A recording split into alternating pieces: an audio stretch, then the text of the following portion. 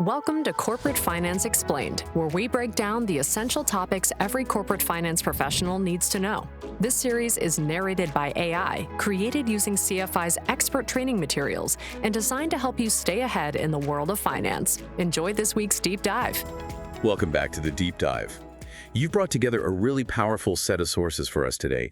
Everything from the super technical rules of index construction to some pretty sharp case studies on corporate finance. Yeah, and it's a crucial deep dive to do because, everyone hears the headlines. The S&P 500 is up 1.2% today. Exactly.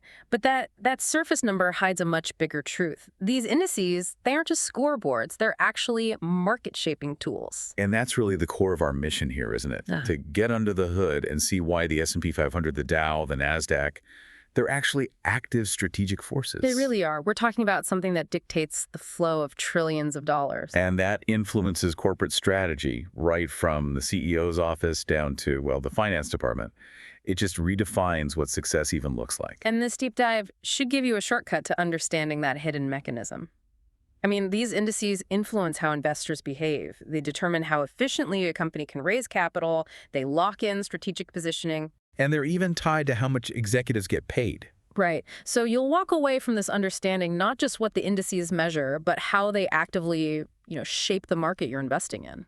Okay, let's unpack this. Right. I think we need to start with the fundamental building blocks. Makes sense. Because for a savvy investor, just saying an index is a basket of stocks just isn't enough, We need to know how these giants are actually built. Precisely. And if we look at the S&P 500, for example, it's so much more than a simple list. It's a basket of 500 large U.S. companies, but they're chosen by a committee. A committee? Yeah, a committee that believes those specific companies best represent the U.S. economy as a whole. So, and this is a key point, It is not just the 500 biggest companies by market cap.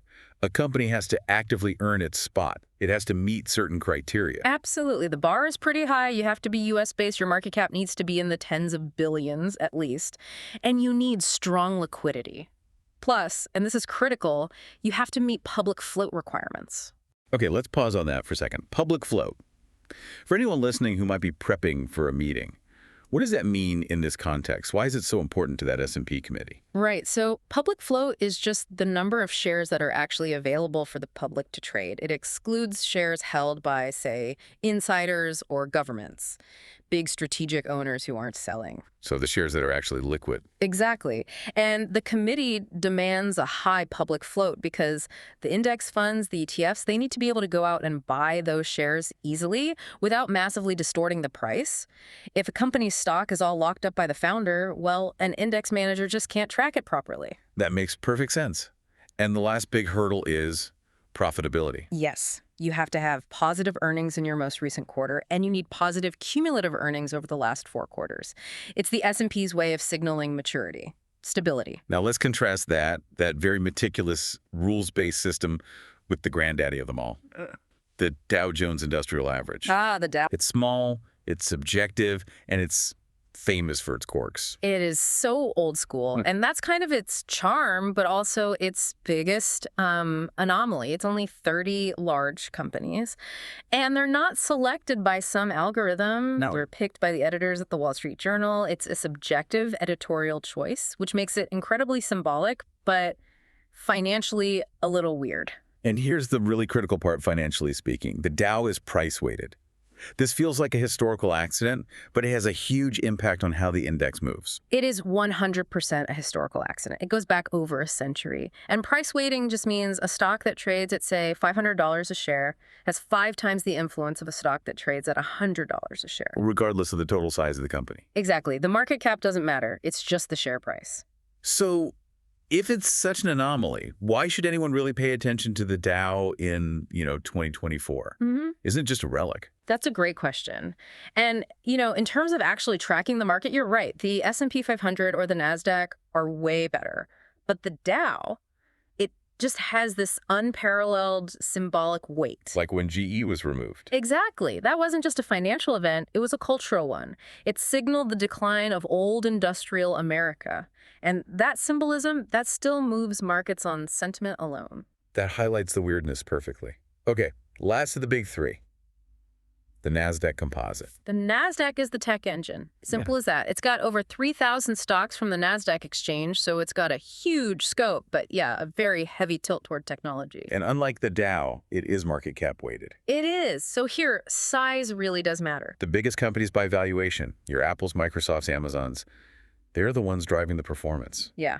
If Apple has a bad day, the whole NASDAQ composite feels it, way more than thousands of smaller companies combined. Yeah. And, that's generally seen as the most accurate way to reflect a sector like tech. So now that we have the rules of admission down, let's talk about the index inclusion effect. This is where we bridge the gap between financial theory and the billions of dollars that actually move because of it. This is it. This is the moment where passive investing just fundamentally changes the game for corporate valuation. So when a company gets added to a major index, It triggers an instant mandatory tidal wave of capital. Yeah. You have these massive funds managing trillions that are legally bound to track that benchmark perfectly. so if I'm running an S&P 500 index fund, the second the committee announces a new company is joining, I am forced to buy its stock. You are.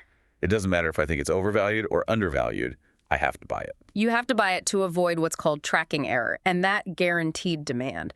It almost always creates a short-term stock price surge. That's the inclusion effect. And beyond that initial pop in the price, what are the more structural long-term benefits for a company that gets included? Oh, the benefits are huge. They completely reshape a company's financial profile. First, all that institutional ownership boosts liquidity like crazy. It shrinks the bid-ask spread. Makes it easier and cheaper to trade. Yep, which attracts even more investors. And second, it's a huge prestige boost. It's a signal to the whole world that your governance and your financial stability are top tier. And the third benefit is the one that really hits the balance sheet. This is the most powerful one, a lower cost of capital. When you have guaranteed mandatory institutional demand, the risk associated with your stock just goes down. So you get access to cheaper financing for future growth. Exactly. Every future investment, every expansion, it all becomes cheaper. It's a massive competitive edge.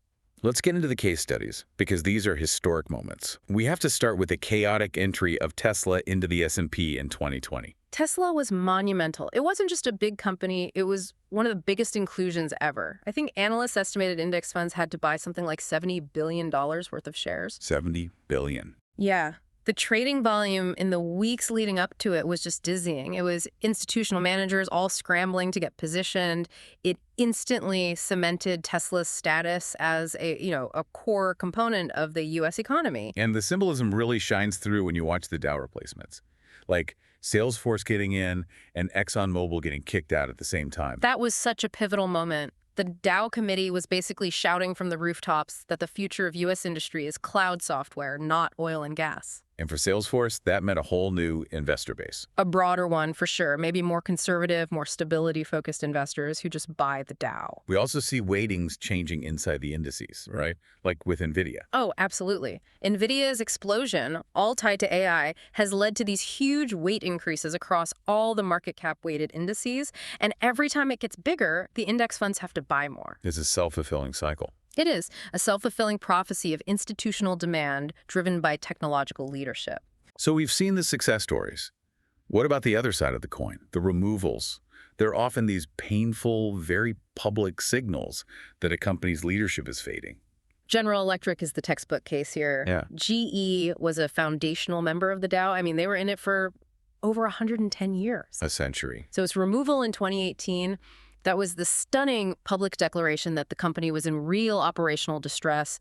It sent a devastating signal to investors that just compounded all their other problems. It's the ultimate public demotion. Yeah. And Exxon faced a similar thing when Salesforce replaced it. It really reinforced that long-term trend away from oil and gas and toward tech. And the key difference on removal is that now all those index funds are forced to divest. We have to sell. Right. And for Exxon, that meant more stock volatility and a permanent loss of that deep mandatory institutional buyer pool. And even in tech, the turnover is just fierce. I mean, Yahoo getting removed from the NASDAQ 100. Was a clear signal of fading relevance. Absolutely. It's shrinking market cap, it's loss of competitiveness. The index removal just kind of rubber stamped it. These aren't just administrative changes, they are historical markers of a shift in economic power. Which brings us right into the C-suite, into the boardroom. Mm-hmm. If indices are this powerful, how do these big macro shifts actually influence day-to-day corporate strategy? The influence is profound, mainly because it's baked right into executive pay. Right. If you look at compensation packages for CEOs and CFOs, you'll see metrics like S&P 500 outperformance or total shareholder return relative to the NASDAQ all over the place. Let's just quickly clarify.